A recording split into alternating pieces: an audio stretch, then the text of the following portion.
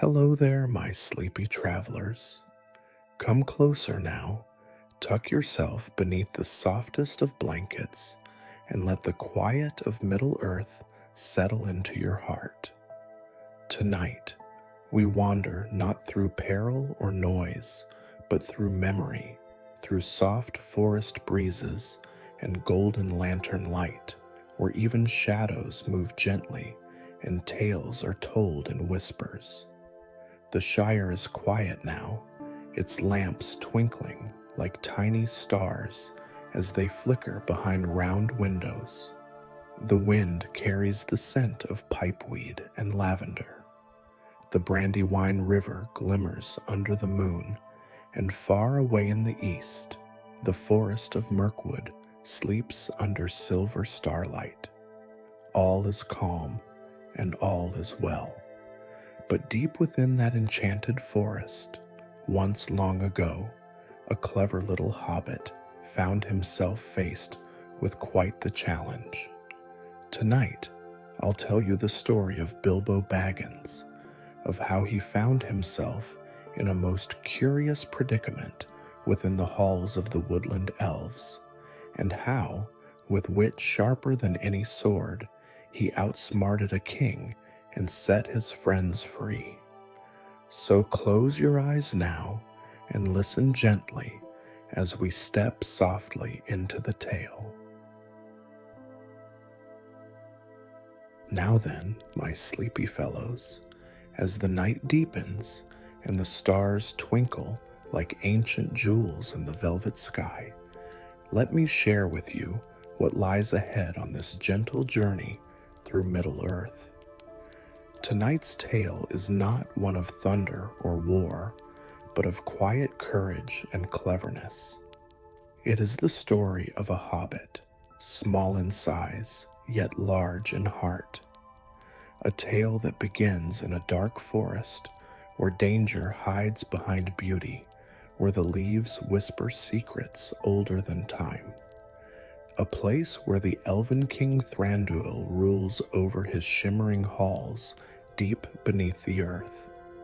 Our dear Bilbo Baggins, far from his peaceful hole in the Shire, found himself there once, trapped, invisible, and alone, and yet not afraid. With no sword raised and no allies beside him, he faced the challenge of freeing 13 dwarves from the deepest dungeons of the woodland realm. How did he do it? With only his wits, a bit of luck, and a most curious ring. You see, this isn't merely a tale of escape. It is one of quiet bravery, of thinking rather than fighting, and of doing what must be done even when no one sees. It is the story of how a hobbit outwitted elves and helped shape the fate of kingdoms, all while no one quite noticed. So, my dear friends, if your heart is weary from the day and your mind is ready for gentle dreams, stay with me. Let the rhythm of this tale ease your thoughts, and the quiet wonder of Bilbo's cleverness lull you into a peaceful rest. And if you find comfort in stories like these, ones told slowly, with care and kindness, consider listening again, perhaps even leaving a quiet little star, or subscribing to join us on more nightly wanderings. But only if you'd like. There's no rush here, no urgency, only soft footsteps in the dark and the promise of a story well told. Now then, let us begin. Long before the roaring battles and the clash of kings, there was a hobbit, a small, unassuming creature with a fondness for tea, well-tended gardens, and the quiet crackle of the hearth on a rainy afternoon. His name was Bilbo Baggins, and his home sat on the gentle green slopes of Hobbiton under the hill, behind a round, yellow door with a shiny brass knob in the exact middle. You would not think it, to look at him, but within that quiet heartbeat, the spark of something rare, courage without pride, and bravery without noise. Bilbo was not a warrior. He carried no sword when he first stepped beyond the borders of the Shire. He had never seen a dragon, or dined with kings, or stood in the deep halls of dwarves. But still, he had gone. Called by chance and nudged by a wizard in gray, he left his comfort behind and wandered into legend. It was on that journey, long and winding, with paths over misty mountains and through shadowed woods, that Bilbo began to change. Not all at once, not with thunder and lightning, but quietly. A choice here, a risk there, a step forward when others stepped back.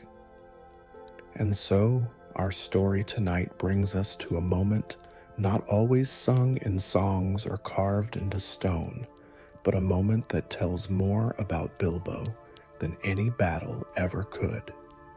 Deep in the green shade of Mirkwood, beneath the golden halls of Thranduil, the Elven King, 13 dwarves sat imprisoned, bars between them and freedom. And Bilbo? He was alone, no warriors beside him, no grand army coming to storm the gates, just a hobbit and a ring. You see, this is where we begin, not at the start of the quest, but in the heart of it, where the true test lies, not in strength or swordplay, but in cleverness, patience, and quiet courage. Tonight, we will walk unseen through elven corridors, float upon barrels down swift rivers, and see how one small hobbit, with his steady heart and soft feet, turned a moment of hopelessness into one of triumph. Not with fanfare, but with kindness and cleverness. And so, dear listener, as you close your eyes and breathe a little deeper, let yourself walk beside Bilbo. Feel the moss beneath your feet, the hush of lantern-lit halls, and the whisper of something magical just around the next corner. The adventure is calling, but gently, ever so gently. Before the dungeons, before the darkness and daring escape, let us step back, just a little, into the soft light of quieter days. Bilbo's mornings in Mirkwood, though shadowed by the forest's reputation, had begun to follow a pattern of their own. With the dwarves imprisoned in Thranduil's halls, Bilbo, cloaked in invisibility, moved alone.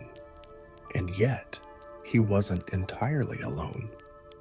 The elves, unaware of his quiet presence, went about their days with songs like ripples in a still pond, their voices lifting through the green-gold canopy like dandelion seeds in the breeze.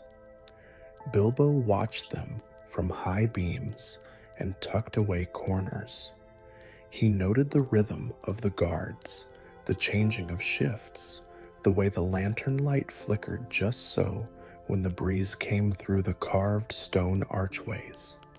It was a silent sort of life, and yet not lonely.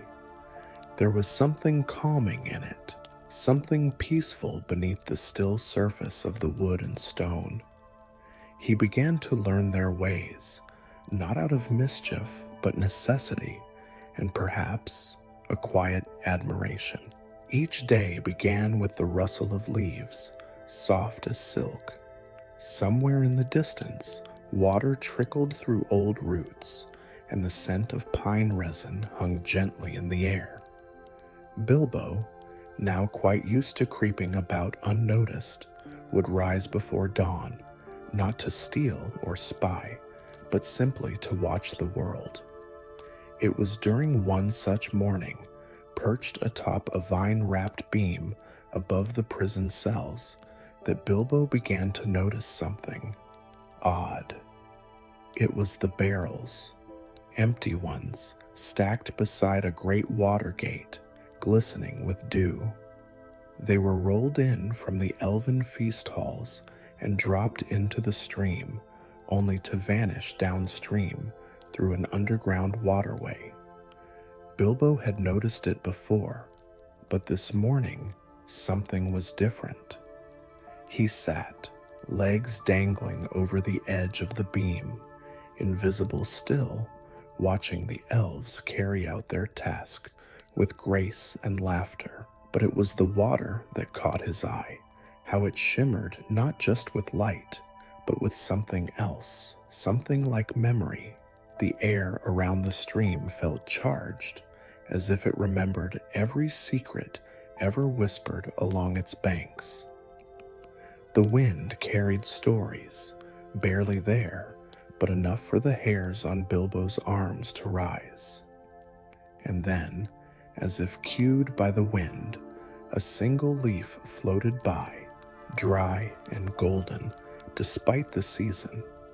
It skated along the water, paused at the edge of a barrel's rim, and vanished beneath the wood. Strange, he thought, the water should have carried it away, but it didn't. Bilbo sat quietly, eyebrows furrowed, thoughts turning gently like pages in an old book.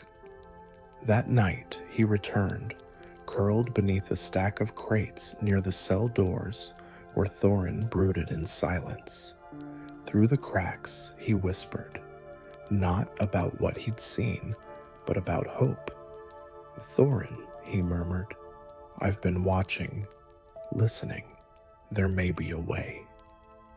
The dwarf didn't answer at first, but Bilbo knew he heard, a shift in his breath, a quiet tilt of his head, and so, day by day, the routine changed. Bilbo's nightly wanderings now included time by the barrels, careful watching of the water's flow, and a gentle study of the gates that groaned open only when the moon was high.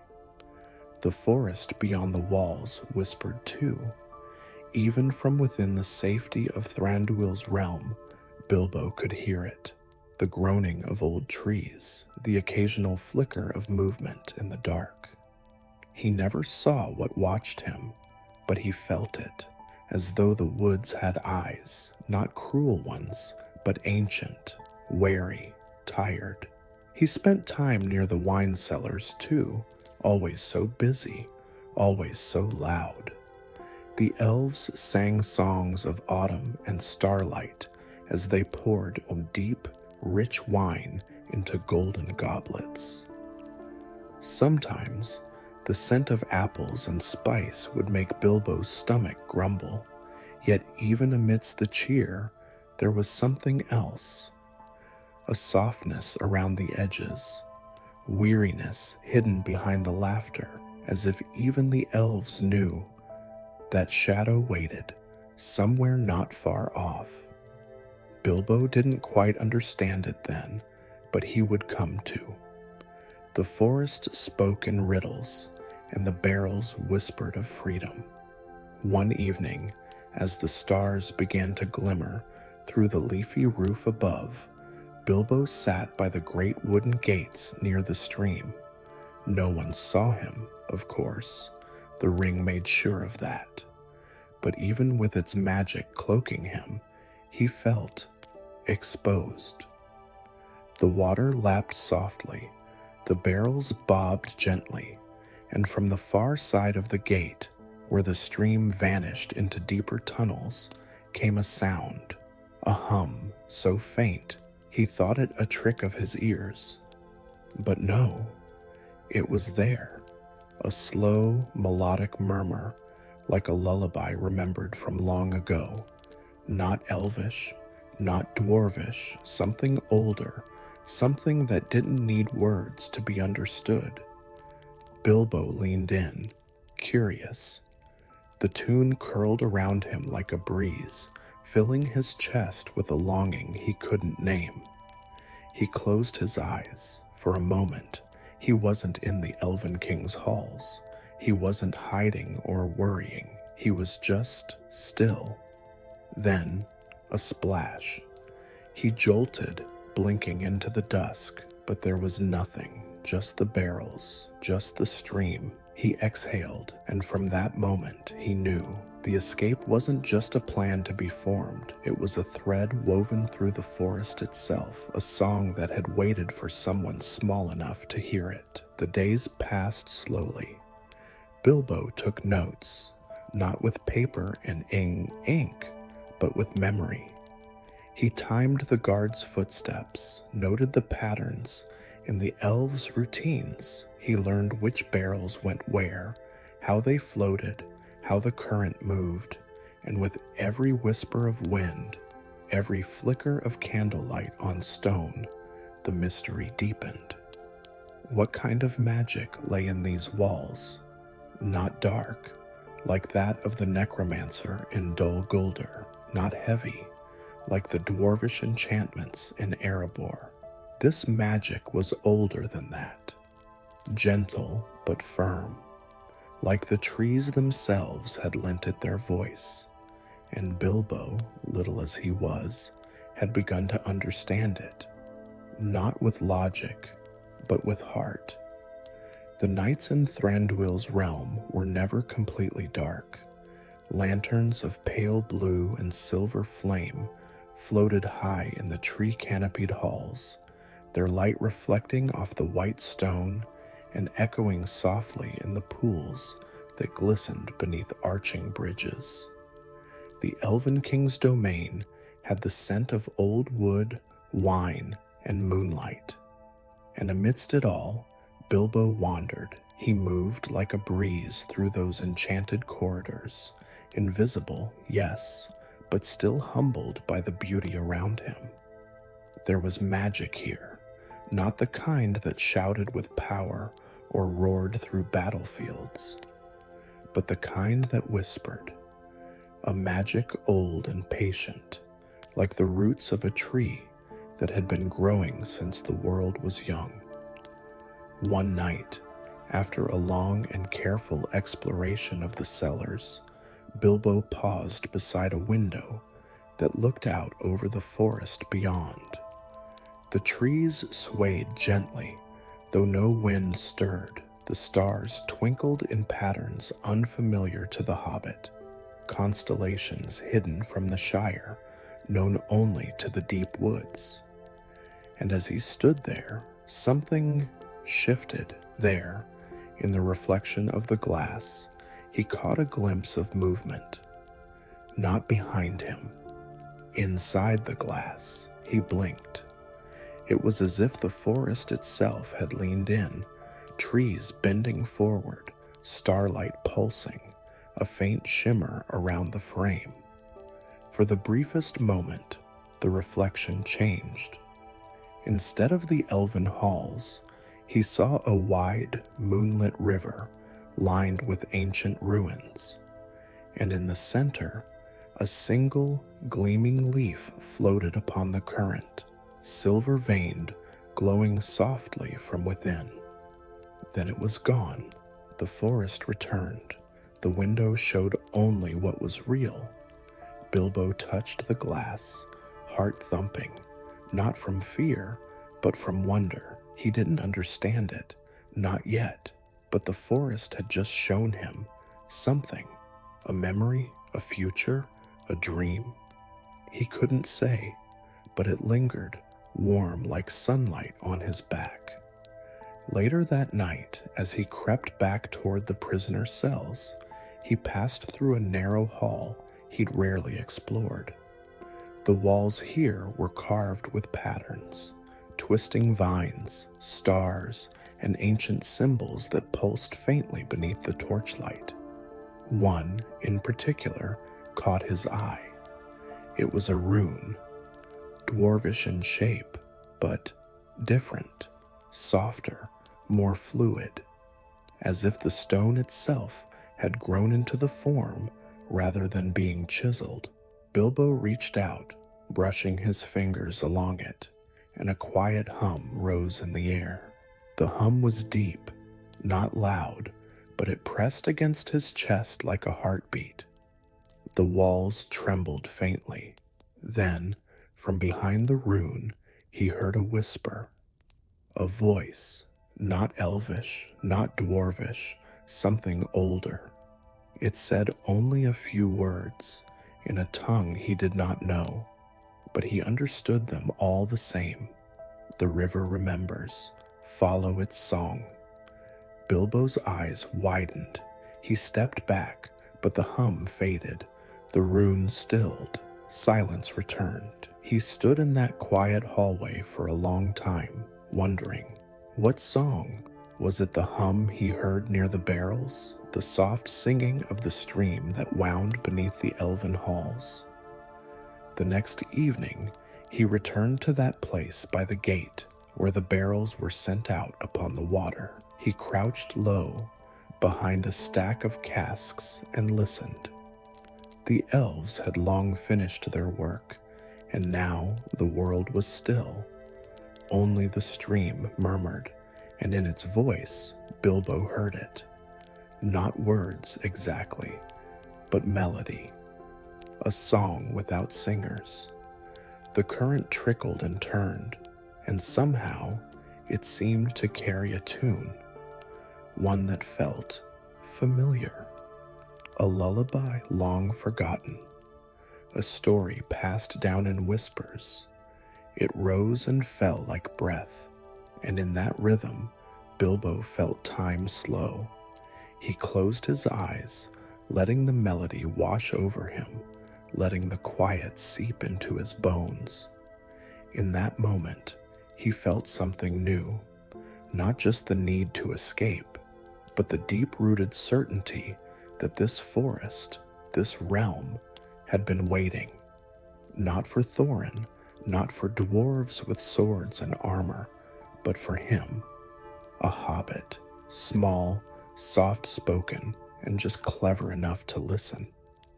The next few days were a blend of quiet preparations and quiet wonder.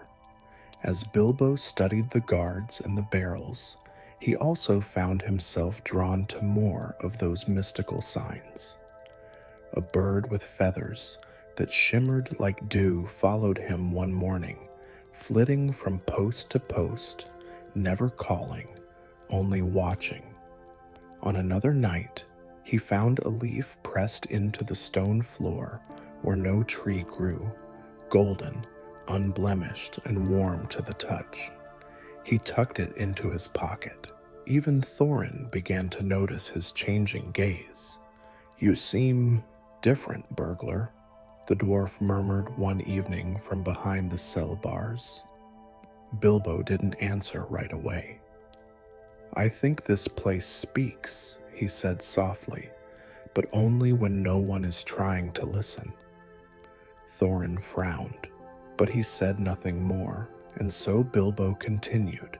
He mapped the wine flows and barrel paths. He marked the timing of the stream's rise and fall, but in between those moments, he listened to the trees, to the stone, to the very air, and the forest, it seemed, listened back. One night, as he crossed a narrow bridge high in the halls, Bilbo felt a breeze that was not a breeze. It brushed past him like a thought, not cold, not warm, just knowing. He turned. A figure stood at the far end of the bridge, not an elf, not a dwarf, a woman, cloaked in silver leaves, eyes the color of twilight, skin like ancient bark. Bilbo blinked. She was gone, just like that. No footfall, no sound, only the gentle rustle of leaves behind him. He whispered, "Who are you?" No answer came, but something within him stirred, a quiet nudge, a confirmation.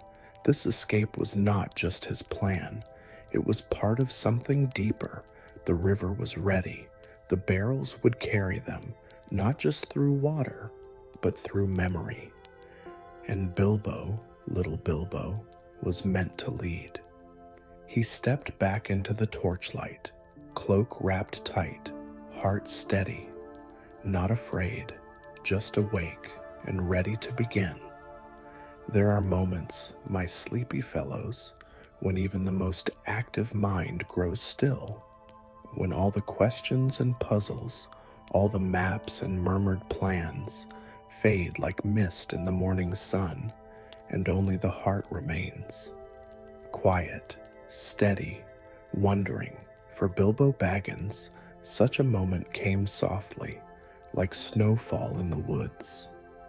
It was late, though the elven realm never truly slept.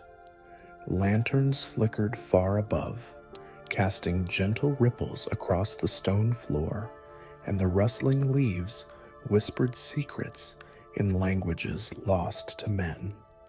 The stream that flowed through the cellars hummed its age-old melody, content and endless. Bilbo sat alone that night, hidden high in the rafters above the barrel vaults, legs curled beneath him, cloak wrapped around his shoulders like a second skin. No dwarves nearby, no elves patrolling, just the low song of the river and the silence that makes one reflect. He gazed down at the gentle current moving through the channel below. The barrels, empty now, floated aimlessly, bobbing like thoughts half-formed. He'd studied them, counted them, planned around them for days. But tonight, he wasn't watching them with purpose. He was simply still. And as he sat there, his fingers brushed the leaf in his pocket, the one he'd found days before, pressed into stone where no tree grew. It hadn't faded. Its edges were as golden as sunlight, its surface as smooth as morning frost. It felt warm. Bilbo pressed it between his palms and breathed deeply, and memories stirred, not just memories of the forest or of his long road from the Shire, but deeper ones, softer ones, the scent of lilacs drifting in through Baggins' round windows, the sound of his mother's voice humming as she made tea, the rustle of paper maps he once rolled and studied beside his fireplace, never knowing one day he'd walk the places he only traced in ink. And with those memories came a strange feeling, longing, not for home exactly, but for meaning. All this time, he had thought his journey was about courage, about doing the impossible, about helping Thorin reclaim a home. But sitting there, in the high shadows of an elven hall, Bilbo realized something else. He hadn't come here to be brave. He had come to understand, to listen, to see the world not as something to conquer, but as something to behold. He looked down at the stream again. "The river remembers," he whispered, repeating the words he'd once heard in a voice that felt older than stone. "Follow its song." And now he understood. The river didn't just flow through this forest. It carried memories, echoes. It wound past ancient trees and ruins long fallen, through lands touched by light and darkness both. It was more than water. It was story.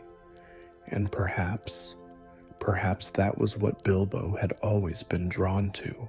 Not treasure, not heroics, but stories. Living ones, whispered beneath the leaves, etched in hidden runes, sung by unseen stars. He let out a breath he hadn't known he was holding. A gentle breeze rose from the lower halls, drifting upward like a sigh from the earth itself. It passed over Bilbo's face, cool and sweet, like the breath of a forest in spring. And in that moment, he knew. He wasn't just escaping. He was being guided by what he couldn't say. Fate, perhaps, or something quieter, the gentle hand of the world itself nudging him forward, showing him the way not with signs or commands, but with leaf and light, shadow and song. He smiled, not wide, not with pride, but with peace. Below him, the stream whispered again, and now it no longer sounded like a mystery. It sounded like a promise.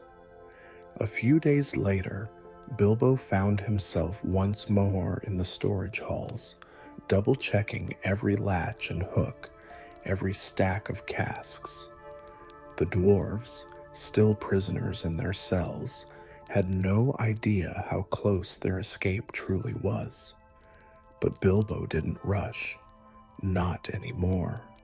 He took time to watch, to feel, to breathe. He noticed how the shadows changed throughout the day, how at sunset the wine cellars filled with a soft glow, as if the walls remembered the golden days of summer. He traced the carvings again, now understanding that they weren't just decorations, but echoes of elven memory, reminders of forest kings long past, and melodies no longer sung. Even the guards, once feared, now seemed like part of the rhythm.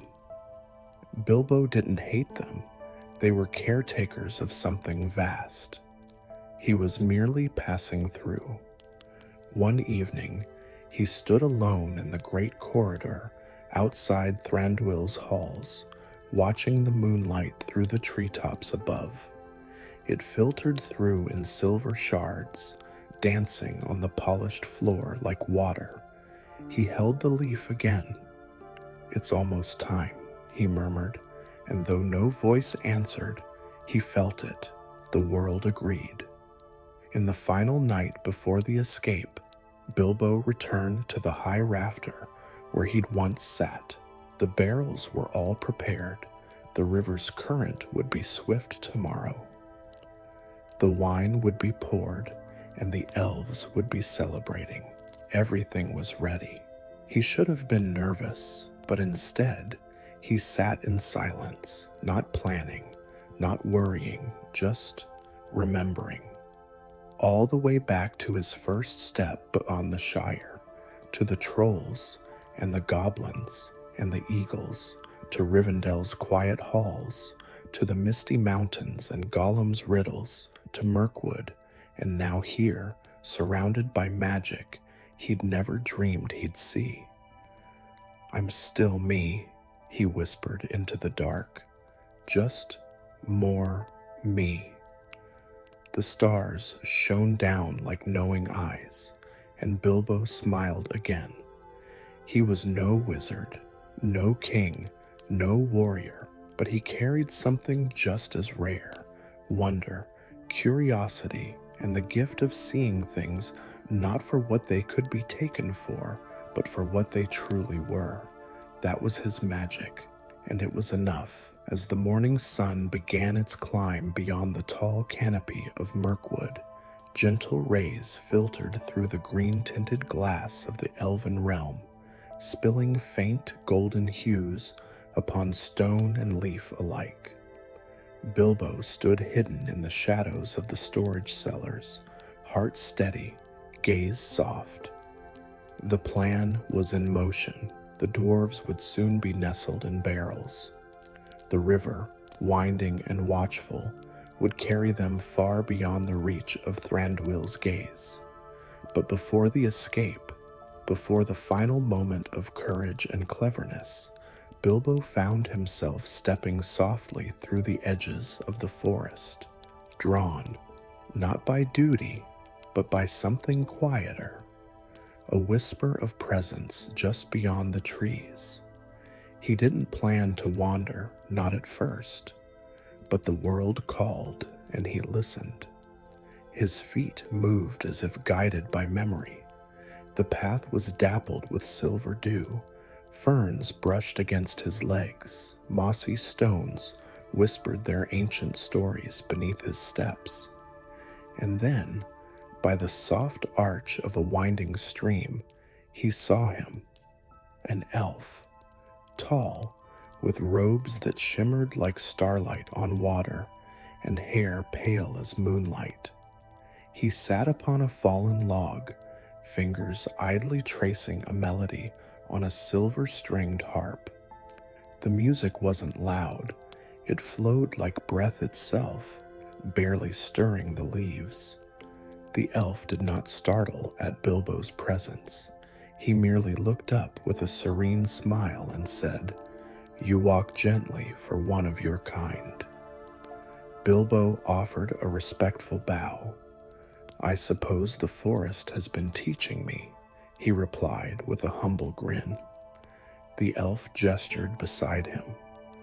"Then sit, child of the West. Let the river teach us both."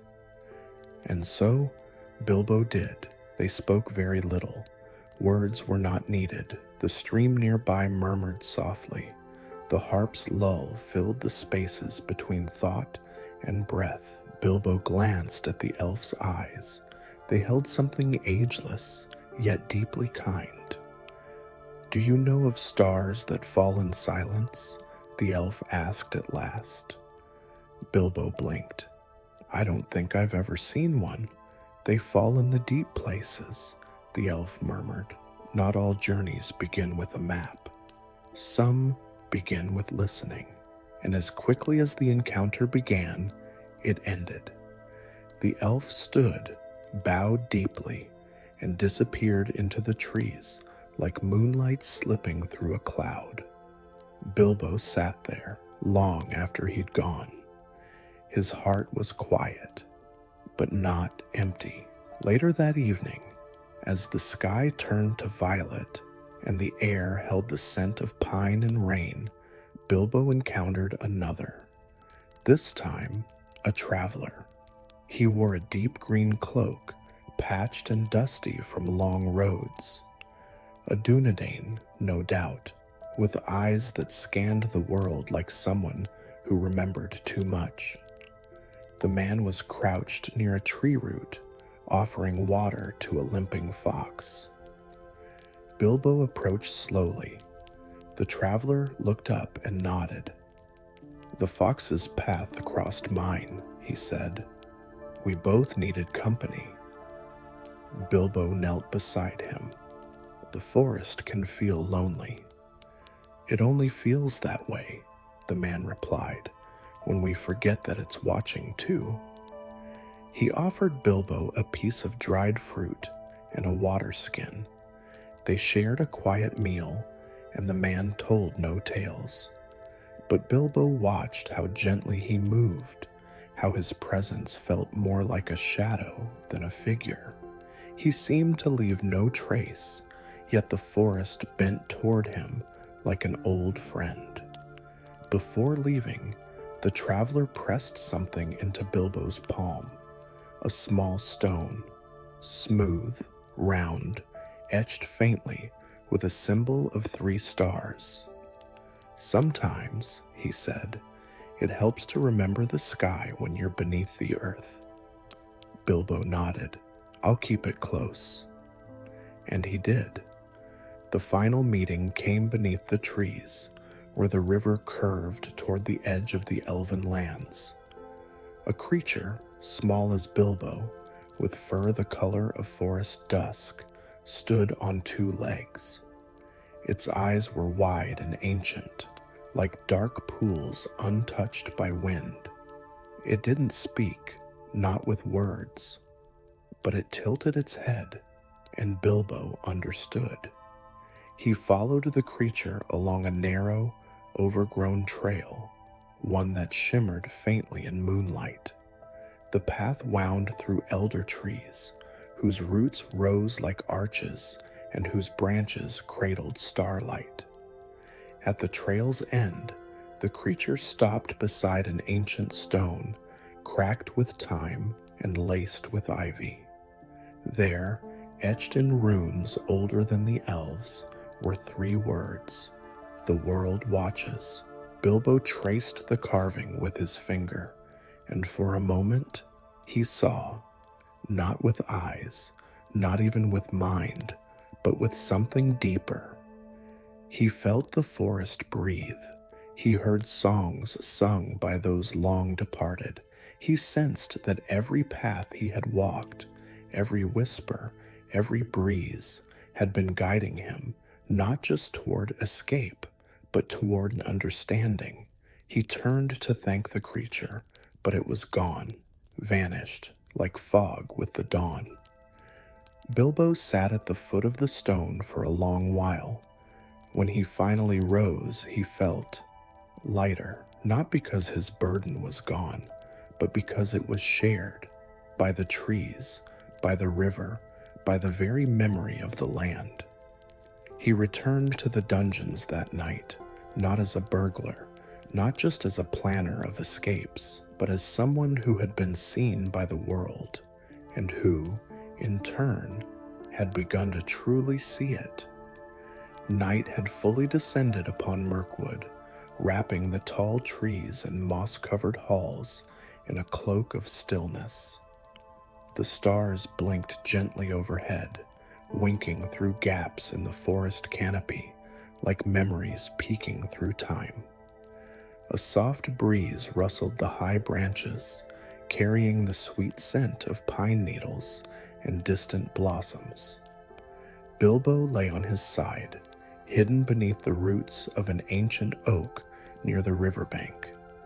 The barrels sat ready in the cellar far behind him, the dwarves resting in uneasy sleep within the cool stone walls of Thranduil's halls.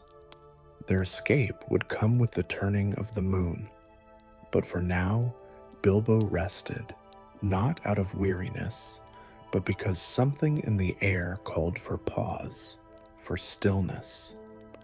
Not far from where he lay, a fire flickered between 3 tall stones.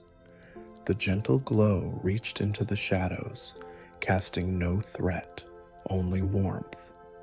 Around that fire sat 3 figures, an elf, a ranger, and a cloaked traveler whose age could not be guessed. Bilbo approached quietly, drawn not by need, but by something older, familiar. They made room for him wordlessly, and he sat among them, the firelight dancing gently in their eyes. The forest around them felt alive, not watching in suspicion, but listening, like an old friend leaning closer. The elf was the first to speak. Long ago, before even the stones of Erebor were set, the stars watched a different world. His voice was soft, his accent laced with the music of timeless forests. Bilbo listened with wide eyes, hands wrapped around a warm cup of tea someone had pressed into them. There was a time when the trees whispered of a kingdom that rose and fell in a single season, a place where rivers sang in Elvish, and the sky turned gold for a day to honor a fallen queen of the firstborn. He looked into the flames. They say that when she died, the flowers of that realm bloomed only at night. And to this day, in hidden places, if you walk barefoot under starlight, they might bloom again, for you. The ranger nodded thoughtfully and shifted closer to the fire. In my travels, he said, I've walked through many ruins, their names long forgotten, but once, in the northern wilds, I found a stone carved with words I could barely read. They spoke of a dwarven prince who left his mountain, not for gold, but for the stars. Bilbo tilted his head. Why the stars? Because he dreamed of the sea, the ranger said with a soft smile. He believed the stars held the memories of his ancestors, and that the ocean echoed their song. The fire popped gently, as if in agreement. Did he find it? Bilbo asked quietly. The ranger shook his head. He never returned, but some say the wind still carries his name beyond the gray havens. The third figure, cloaked and silent until now, stirred gently. His voice, when it came, was like the creak of an old library door opening for the first time in a century. "Not all stories are sung," he said. "Some are whispered through stone, others forgotten entirely."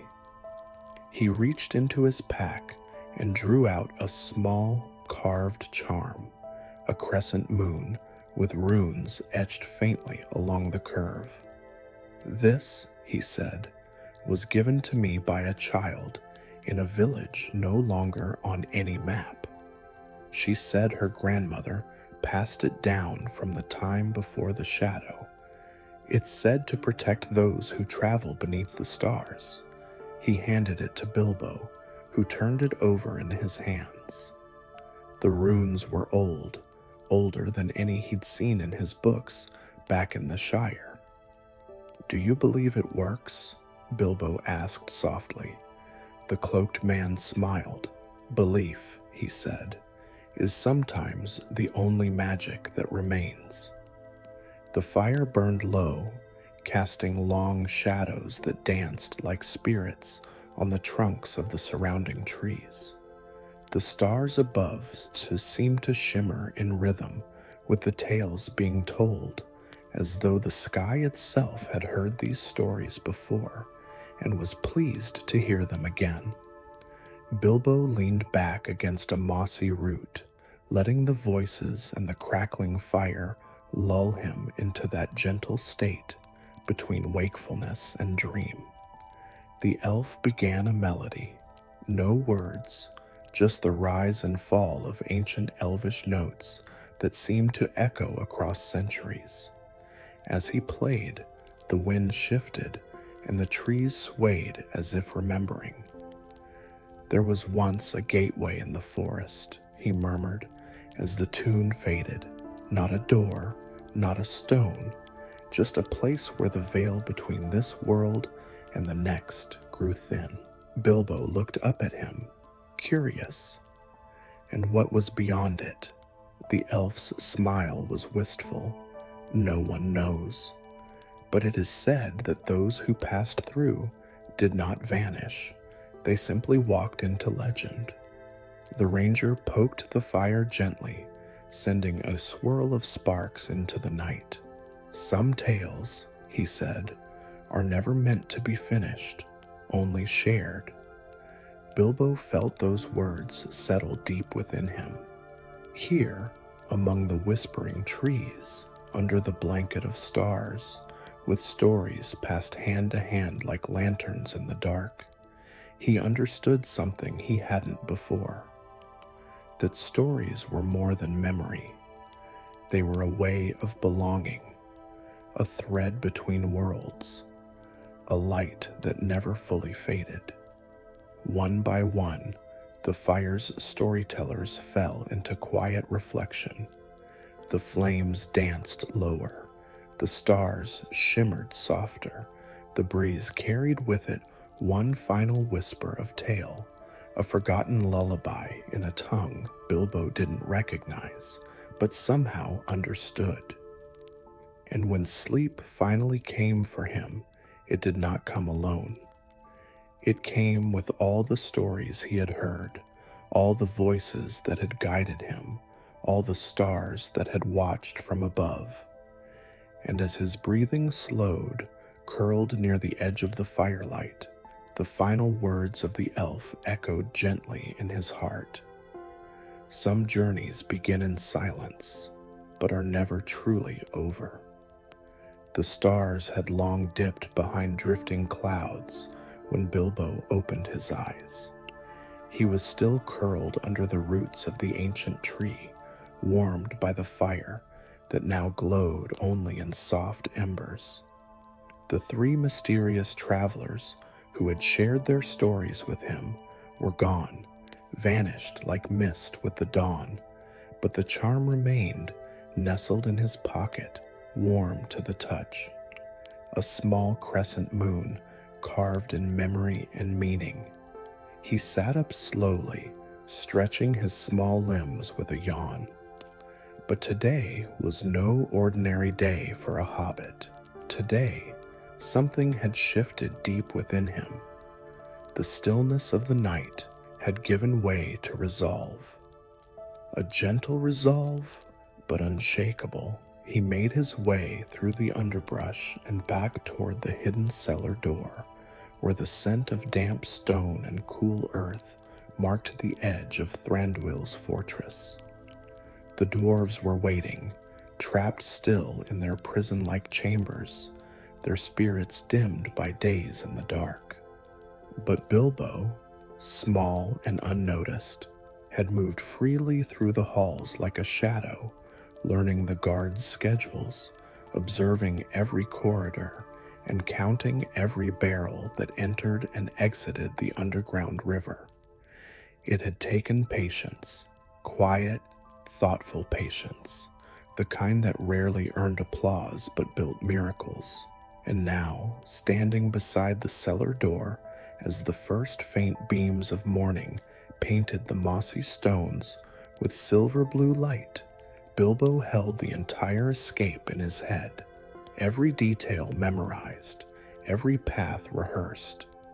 He slipped inside the empty storage room, the river gurgling faintly below, and began to ready the barrels. Carefully, gently, without a sound, he opened the water gate, letting a subtle trickle through, just enough.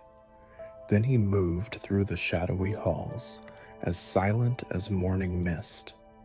The first dwarf he freed was Balin. Always the elder voice among them, Balin met Bilbo's gaze with quiet wonder as the cell door creaked open. "By Mahal," he whispered, "you've truly done it, haven't you?" Bilbo only smiled, placing a finger to his lips. One by one, the dwarves were released. Fili, Kili, Bofur, Dori, all of them, each stepping softly into the dark corridor, disbelief giving way to hushed joy. Thorin came last, his piercing eyes locking onto Bilbo with a mixture of gratitude and solemn pride. "You've changed, burglar," Thorin murmured, "and for the better." Bilbo blushed but said nothing. They made their way silently to the cellar. The barrels were already aligned, their lids loosened just enough. Bilbo had calculated the weight, the flow, the way the barrels would bob and spin through the current beneath the halls before bursting into the wider forest river, the river that would carry them to freedom.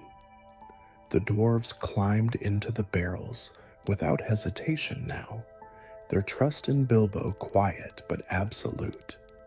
All save Thorin, who hesitated a moment, placing a hand on the hobbit's shoulder. "You have the heart of a dwarf," he said, "or perhaps something greater." Bilbo gave a small, nervous chuckle. "Let's not test that in the water." Then he gave the final push. One by one, the barrels tipped and disappeared through the water gate. The sound of rushing water grew louder, echoing through the stone, but no alarms rang. No footsteps came. Bilbo climbed into his own barrel, smaller than the rest, and as the current caught him, cold and sudden, he let out a tiny gasp. But he didn't panic. Instead, he closed his eyes, clutched the charm in his pocket, and let the water take him. The ride was long and twisting. Darkness gave way to flickers of torchlight from the walls above. The barrels bobbed and bumped, spinning in slow spirals. At times, the current narrowed, making the wooden vessels scrape and bump against stone. Bilbo could hear distant shouts from guards, but they were above and behind. The plan was in motion. There was no going back. The cold water soaked through his cloak, and the smell of damp wood and stone filled the air. Still, Bilbo breathed slowly, steadily. This was the climax of the mystery he had walked through silently for days, the culmination of whispers, shadows, and maps drawn only in his mind.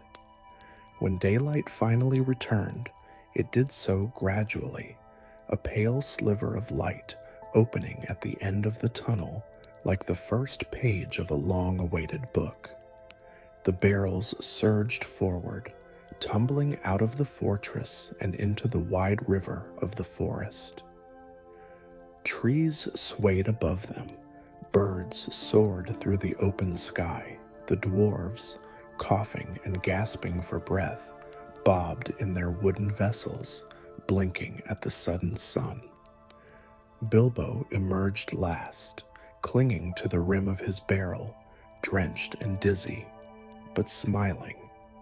They had done it, not with swords, not with armies, but with quiet, unnoticed brilliance. Bilbo climbed ashore, shivering slightly as he wrung water from his coat. The others joined him one by one, each stumbling, soaked and exhausted, but free. They made camp among the reeds, far enough downstream to vanish from the view of the elven guards. As the dwarves built a small fire and warmed their hands, Thorin approached Bilbo once more. "You've changed the course of this journey," he said quietly. "No king or captain could have done what you did. You saw what none of us saw." Bilbo looked down at his hands. "I just paid attention," he said softly, "and waited." Thorin nodded. "Sometimes," he murmured, "the world is saved not by warriors, but by watchers." The other dwarves gathered around the fire, laughing now, drying their clothes, joking with one another in a way they hadn't in days. And though the shadow of Erebor still loomed far to the east, and Smaug's terrible breath awaited them there, this moment, this breath of fresh air, this escape, this clever defiance of stone walls and locked doors, was a victory unlike any other. As the fire crackled and the river whispered on, Bilbo reached once more for the charm in his pocket. It was still warm, still glowing faintly with memory and starlight, and as the breeze passed over them, carrying scents of pine and the distant music of birdsong, Bilbo knew that something inside him had changed forever. He had not just escaped the dungeons. He had stepped into a story, one whispered by elves, carried by rivers, and remembered by stars. A story where even the quietest soul could become a hero, not by force, but by heart. And as dusk settled over the forest and the fire burned low, Bilbo Baggins, burglar, dreamer, watcher, looked to the horizon and whispered, "Let the next chapter begin." Now that the stars have wheeled across the sky and the tale of Bilbo's brave and gentle escape has unfolded like the pages of an old treasured book, it is time to rest our feet and hearts beside the quiet embers of this journey. In the hush of the night, the river still whispers through the trees. The dwarves, once bound by the echoing stone walls of Thranduil's halls, now sleep in the shelter of tall reeds and mossy banks, their breath slow and steady. Even Thorin, ever watchful and proud, rests with a softened brow, the weight of freedom finally settled upon his shoulders. And there, just beyond the circle of firelight, sits Bilbo Baggins. His small hands are wrapped around a warm cup of tea brewed from forest herbs, his cloak still damp, but his heart aglow. He says little, as always, but in his eyes flickers the quiet spark of someone who has touched mystery and returned with more than answers. He has returned with growth, with grace, with a kind of courage that makes no sound but changes everything. He reflects upon what he has done, not as a warrior, but as a quiet thinker who saw what others did not, who moved not with might, but with stillness and precision. And in that, dear listener, there is a powerful lesson for all of us. Sometimes we are not the loudest voice in the room. We are not the ones with swords or crowns, but we are the ones who notice, the ones who wait, the ones who feel the soft pull of the world's gentle mysteries and follow them with care. And that, as Bilbo has shown us, can change the fate of kingdoms. So now, as the moon sails overhead and the trees lean in close to listen, let us allow our breath to slow and our thoughts to soften. You too have walked a journey tonight, one not across forest paths or rushing rivers, but through the heart of Middle-earth. You have felt the stones of the dungeon, the spray of the river, the warmth of firelight among friends. You've seen that even in the deepest halls of elven kings, hope can slip quietly between shadows. And as you lie there, warm and safe, let the gentle truth of this story settle into your dreams. That within you, as within Bilbo, lies a quiet strength, the kind that listens, learns, and when the moment comes, steps forward with calm purpose and a twinkle in the eye. So, my sleepy fellows, may your night be filled with peace, your dreams woven from golden leaves and glowing stars, and may you awaken with the same quiet courage that carried our little hobbit through the deepest halls of the Elven King's domain. Until our next tale under starlight, sleep well, and remember, even the smallest hands can turn the tide of the world. Good night.